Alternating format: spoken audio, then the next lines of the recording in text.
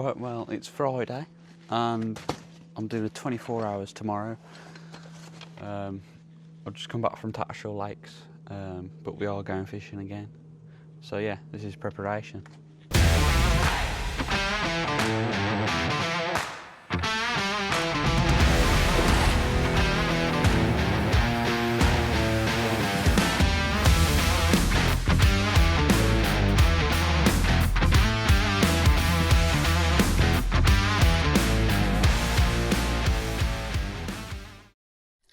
That's huge.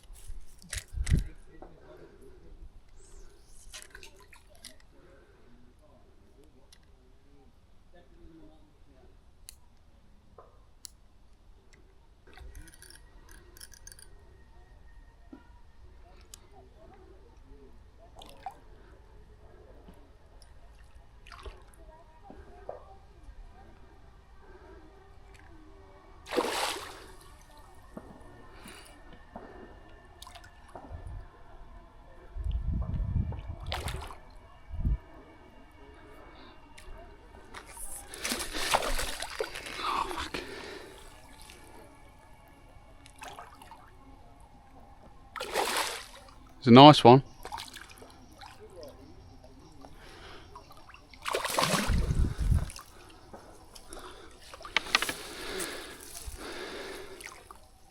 He's alright. Okay, so off to a good start on the night. This one was off the top on a pop-up around there.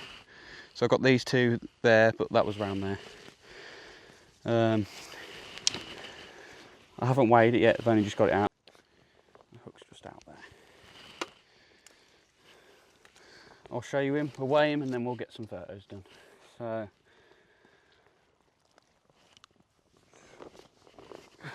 that's him.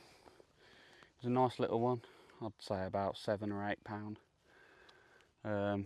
Yeah, off the top, in a herd of about 5 or 6 carp, came up and ate the bait. But yeah, nice little one. Right, so the only fish I've had so far is that one off the surface that I had earlier, the 9 pounder. And some people overcomplicate fishing, so I'm going to talk you through the rigs I'm using. I'll probably change it around a little bit later on, but one of the rigs is just a combi rig with boom and supple material, which is really simple to tie, with 2 grains of maize on it, so no artificial bait or anything, real maize. And it's dead cheap as well. You can get hemp and maize and particles for like, I've just got that bag, a kilo for, it was £2.50. So, you know, farm food can be really good at fishing. Pigeon conditioner, that works. Seeds, oils, hemp seed oil, that works. It draws the fish down. Obviously oil floats on water, it's more buoyant. So it kind of brings the fish up from the upper layers down, even when they're like feeding in the upper layers sometimes. On the other rod, it is a solid bag, so just a lead and a short braid hook link with a piece of fake corn on it. That's artificial, but it's really simple still. Just packed down in pellets. It's a bag that melts, slow melting one. When it's warmer water, it melts very quickly compared to how a normal one would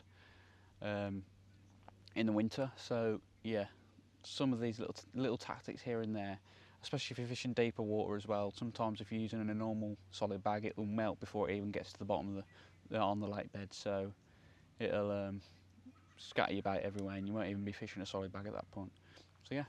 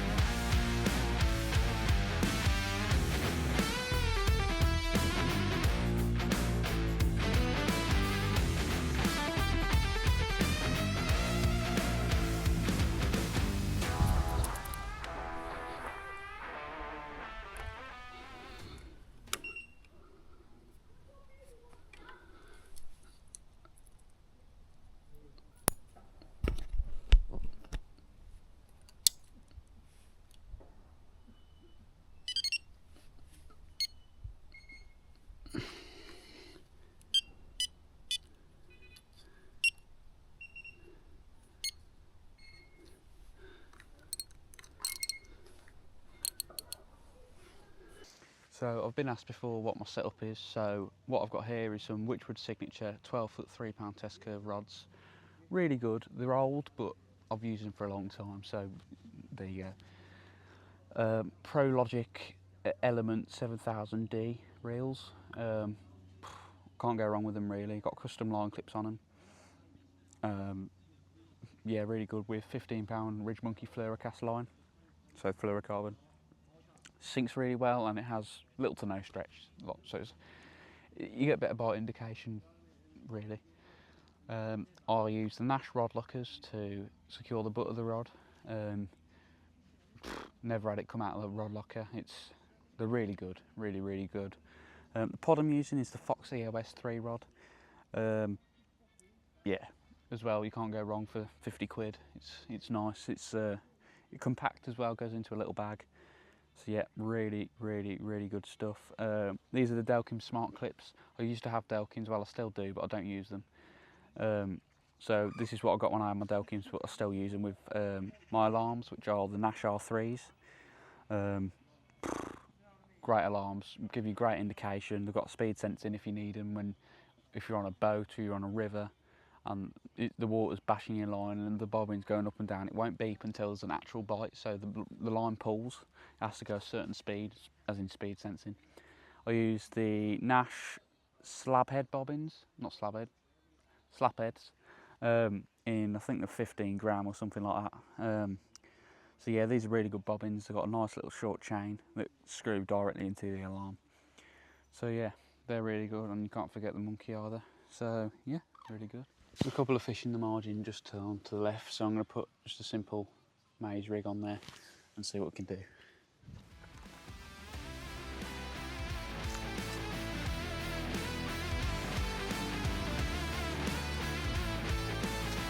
But it's not a bream, which is a good thing. It's got a nice, lovely little tench. There you go. Nice little one. Took my double fake corn on the spinner rig. So yeah, really nice little one. Okay. So I think the lead's come off in the net because I can't seem to find it, but this is a nice little one in the margin. He doesn't want to stop flipping around, so either caught on a crank spinner rig, a rig that I haven't used in a long time with a crank on. Nice little one. I'll go about 7-8 pound of a nice common carp. Yeah, nice one.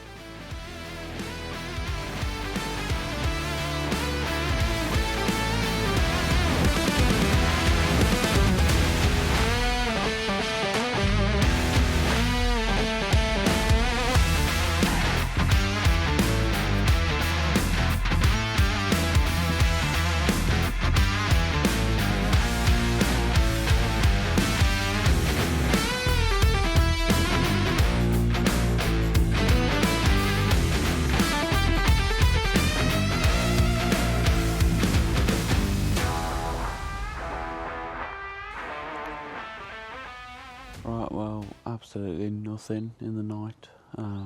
Went down to almost 5 degrees, so it's safe to say it was cold. Had a few little liners, had to get out of bed because I thought it was a bite. It wasn't, it was just a bob moving up and down, especially this right hand third rod. The bobbin's so slack, anything sets it off really. I've turned the sensitivity all the way down, it still goes off. But yeah, other than that, I've had 3 carp and a tench, up to about £9 carp, and tench was about 3 or 4, probably 3. So yeah, it's 10 to 8 in the morning on Sunday. So hopefully we get some more when we pack away at 2 o'clock. Okay, so I'm going to show you how to tie a solid bag my way, the Rob Burgess way as well. Well, very similar to him, that's who I'm inspired by. So I'm using if it wants to focus, a 1/4 solid lead in 3 ounce with a crank hook, bit of shrink tubing, double fat corn and slow melt solid PVA bags, especially in the summer when the water's warmer, as it can break down quicker. So up first, got to get the bag out. So just take this out here. There we go.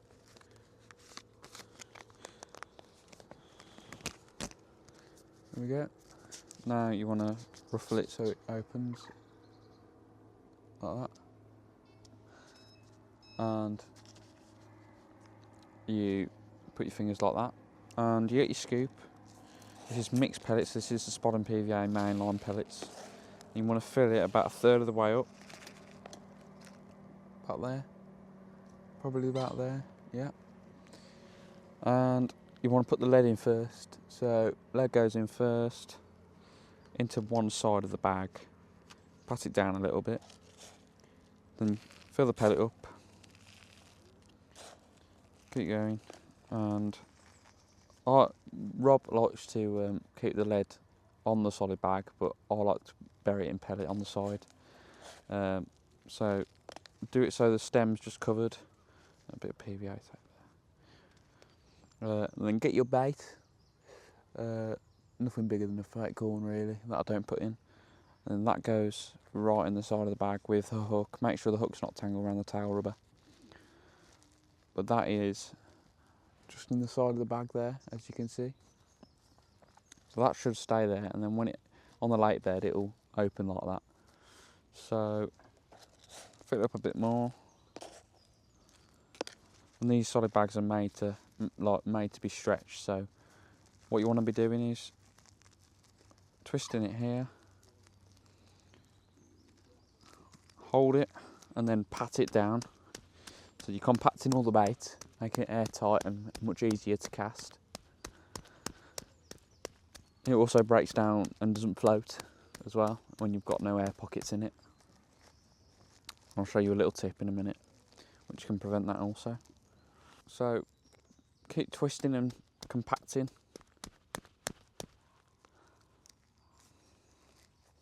So that looks pretty good to me so far. And what you want to get is your, that's just opened on me. Next thing you want to do, I'm going to pull this tail rubber up a little bit.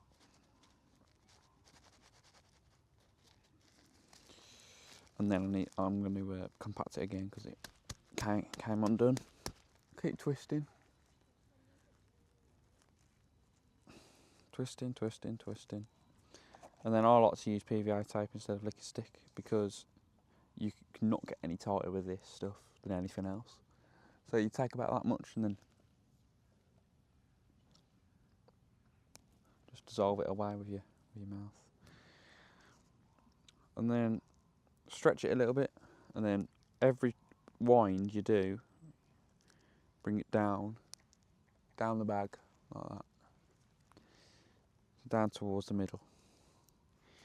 Now when it's done, all you need to do is tie a couple of overhand knots to seal it off.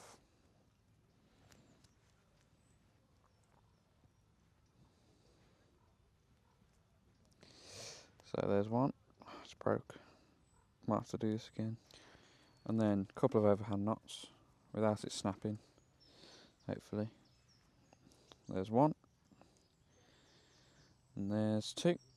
So get your scissors, and in fact before I do that, I'm going to fold in the corners here, like that. So you've got a loose end on the corners, at both corners. And kind of mould it into the middle of the bag. So, like that. Lick it and pull.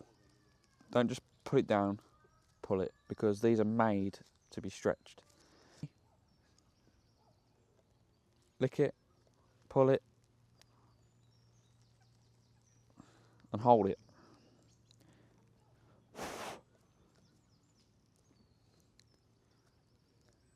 Now they've come up a bit, so I'll do the same again, but just with this little bit.